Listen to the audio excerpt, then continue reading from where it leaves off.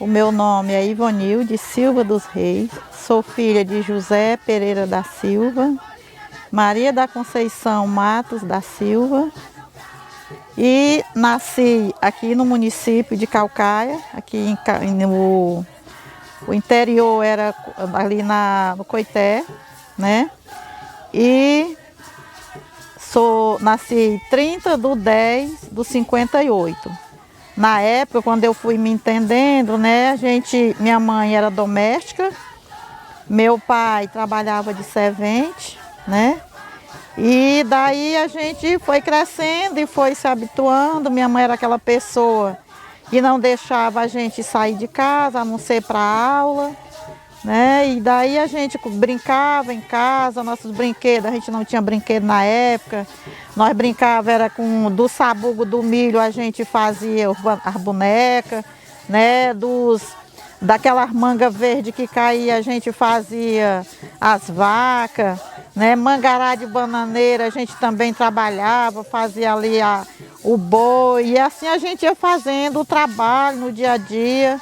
Minha mãe fazia aquelas bonecas de pano para a gente brincar, né? Eu fui crescendo, fui me entendendo e fui começando a trabalhar.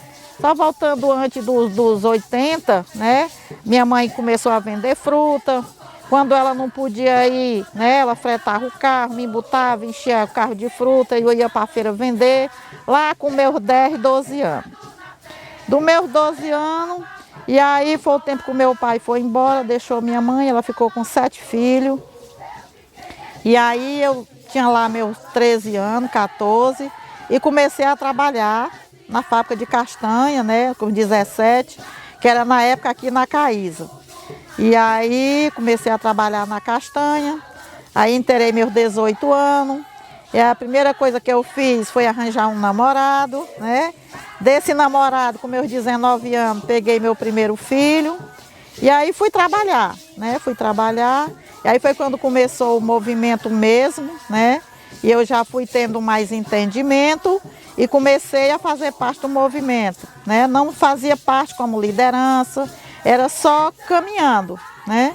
Acompanhando as lideranças, que na época, né, lá no passado era o Alberto, era a Raimunda, o Severino, aquele povo. E aí, quando foi um dia, o Chico Bento me convidou para mim fazer parte, né? Para ajudar ele, na época ele morava aqui perto, e ele chegou a me convidar para a gente fazer parte do movimento, o Alberto, né? O Alberto nessa época já morava lá na Ponte, aí começou a vir de lá para cá, fazendo reunião com o pai do meu esposo, né? Na época eu não vivia com ele, meu esposo era outro, também era índio.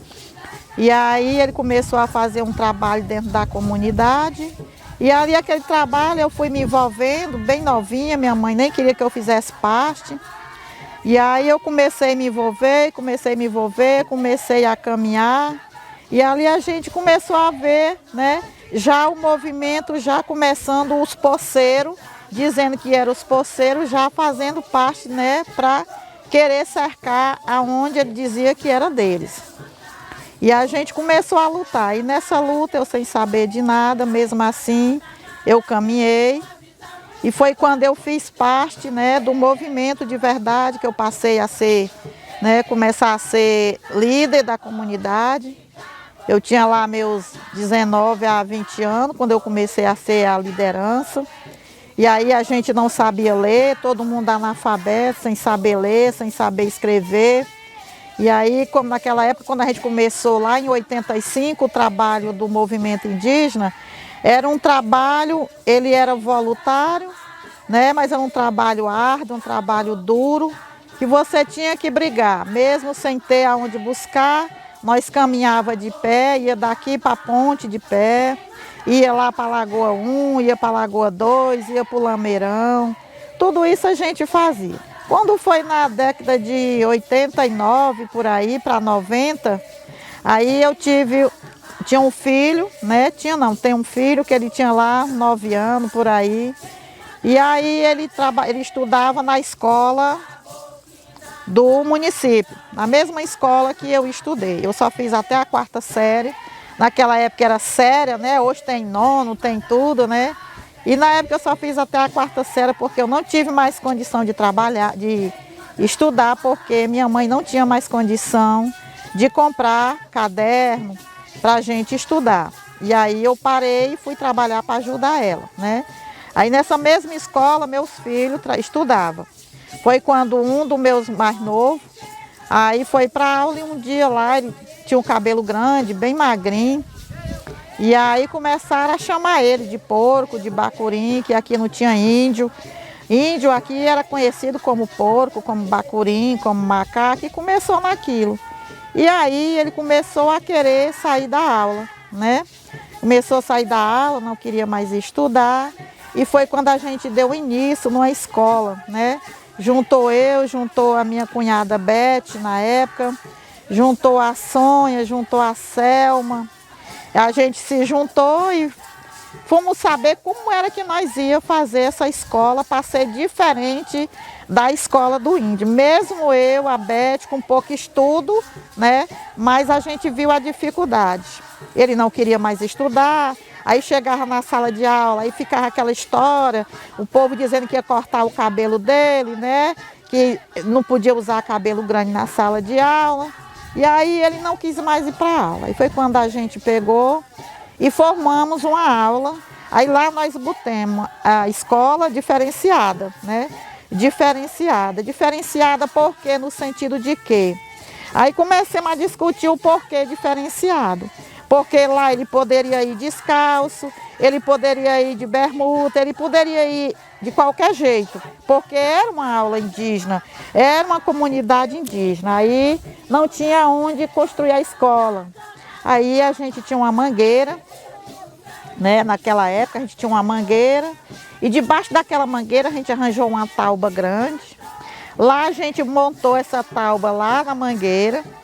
Aí botemos os alunos tudo lá, na época a gente conseguiu um bocado de aluno, e aí tudo da comunidade, e lá a gente formou essa aula, né? Lá a gente começou a ensinar, né? Que a minha cunhada já tinha mais leitura, a Sônia, né? O Mauri, que hoje é agente de saúde, tudo morava dentro da comunidade. Aí a gente começou a fazer um trabalho com eles, e aí eu era a liderança, né? E a gente começou a se programar como ia fazer aquela luta. E naquela luta a gente começou a ensinar. Aí lá não tinha papel, não tinha caderno. E aí a gente a gente já estava começando a se mobilizar dentro do movimento, né, com a arquidiocese. Foi quando o Dom Aloysio Lochardi começou a fazer um trabalho dentro da comunidade, a resgatar o povo, né, que na época eles saíam daqui do trilho a pé até na Calcaia, que era Soure. Lá eles ficavam debaixo dos pés de pau, lá eles levavam lata, eles pescavam, ali eles faziam a comida deles, lá eles passavam o dia e voltavam para casa. E aí começaram a perceber que aquele povo fazia parte de um povo. Só que ainda não sabia que povo era, né? Aí foi quando surgiu o povo Tapeba, né? Que nós era descendente do povo Tapeba.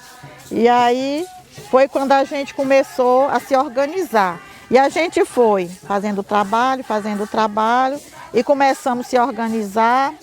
E aí até que deu certo, né? A gente conseguiu fazer uma escola diferenciada. Quando foi em 90, né? Nós já estávamos com a escola aqui no trilho, nós estávamos com a escola lá na Capoeira e uma lá na Lagoa dos Tapeba. Antes não era Lagoa 1, não tinha Lagoa 2, Lameirão, era formado só numa aldeia, que se chamava a Comunidade do Trilho, né?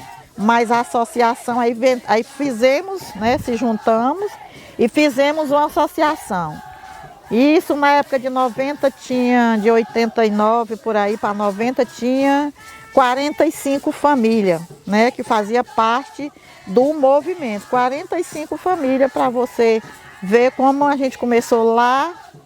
A gente mal sabia fazer uma ata de associação, mas a gente já começou a fazer uma assembleia para formar associação, para ter uma ata junto com o pessoal da arquidiocese, né? E foi quando a gente começou a iniciar todo o trabalho do movimento para se chegar, né, até onde veio que dava para chegar. E daí, quando foi em 2000, a gente conseguiu, né, com a SEDUC, que na época era a Mazé, e a dona Lourdes, que era da Arquidiocese, e a Mazé, que era da SEDUC, a gente conseguiu um trabalho, que aí conseguimos um salário de R$ 200 para 9 professores. Isso em 90. E aí a gente foi indo, e foi indo, e foi indo, e hoje, né, nós temos os professores, daqueles professores que lá começou, na pessoa do Veibe, né, que começou ali de pequeno também, que eu acho que ele não era nem nascido na época. Aí hoje o Veibe, né, é advogado, o Veibe é vereador, né, tem os irmãos dele que é agrônomo, tem a irmã dele que é nutricionista, né? E assim vai, não só ele, como tem muitos dentro da comunidade. Hoje nós temos os agentes de saúde, nós temos técnico de enfermagem, né? Nós temos posto de saúde, nós temos escolas, né, do povo Tapeba, que é todos pelo estado, temos creche. Mas tudo isso foi uma luta que a gente começou, tudo começando daqui, da comunidade do Trilho. Assim, o preconceito ainda existe, né? Hoje ainda existe o preconceito. Antes, quando a gente entrou, já tinha um preconceito, né? Já era um preconceito da gente ter essa história de ser índio, que não existia índio na Caucaia, né? Para eles, o índio era aquele que andava nu. Andar vestido para eles não era índio, tinha que andar nu. Então a gente tinha um preconceito, né? Foi um desafio. Eu, como mulher muito nova, né? Cansei, eu viajei muito, mas a Raimunda do Alberto, por este mundo aí afora. Quando a gente chegava lá, ainda hoje né? Pelos próprios índios lá fora, a gente era muito discriminada, porque nós ainda não tínhamos muita experiência, né, de como era a luta, né? A gente estava ali aprendendo, então a gente começou, né, naquele movimento. Quem viajava mais assim era eu e a Raimunda, mulher do cacique. Sempre nós duas, como nós tínhamos mais habilidade, né, a gente era quem mais viajava. E lá a gente começou a ver o movimento, a trabalhar, né? Só que naquela época a gente não tinha leitura como a gente não tem hoje. Hoje, se fosse para mim dar início um trabalho novamente, eu não daria conta. Até porque hoje você vê que tudo é na internet, né? É online, é isso, é aquilo, e é muito difícil. Naquela época era tudo no caderno, mesmo eu sem saber escrever. Eu escrevia algumas coisas quando eu chegava, mas a Raimunda, a gente chamava, fazia uma reunião nas comunidades, como bem, eu morava aqui na comunidade. Fazia uma reunião aqui, trazia as lideranças já marcavam uma reunião para lá, a gente já ia levando isso boca a boca, escrevendo, né? Passando como era que tinha sido acontecido lá e o que nós poderíamos fazer para a gente dar continuidade ao nosso trabalho como um povo indígena e ser reconhecido como povo indígena. Eu vejo assim, a maior conquista para mim, foi nós ser reconhecido, né? Ser reconhecido dentro de uma área que nós achava que não era nossa. Nós morava e achava que ali tinha um dono, né? Que o dono era aquele poceiro que estava ali ao nosso derredor, né? Então, para mim, a maior conquista, para mim, hoje eu vejo e sinto assim até hoje, me orgulho. A maior conquista foi nós ter conseguido morar dentro de uma terra, fomos adiante. Nós nunca deixamos a luta e sempre nós ir adiante. Para mim, o território indígena, para mim, é assim, a segurança de nós saber que nós estamos seguros porque nós moramos no que é nosso, né? Então, para mim, é a segurança, para nós, é nós morar dentro de um território que nós sabemos, que nós conquistamos, que nós lutamos, né? Foi com muita luta, né? Que muitos já se foram, muitos já morreram, né? Tentando resgatar ainda a demarcação, que ainda não conseguimos, mas eu creio que nós, né? Como diz a pajé, né? Que é a Raimunda, que ela ainda diz que antes de morrer ela ainda vai conseguir a demarcação.